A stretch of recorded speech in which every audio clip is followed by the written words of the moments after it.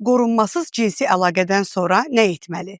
Əgər bir xanımın hər hansı bir kontraseptiv üsuldan istifadə etdiyi yoxdursa və qorunmasız cinsi əlaqə olubsa, o zaman bu qadınlar ertəsi günü həbləri dediyimiz sintetik hormonal preparatlardan istifadə edərək arzu olunmayan hamiləlikdən qoruna bilər. Bəli, bu həbləri ilk 72 saat ərzində qəbul etməsəniz, o zaman hamiləlikdən qorunmuş olmayacaqsınız.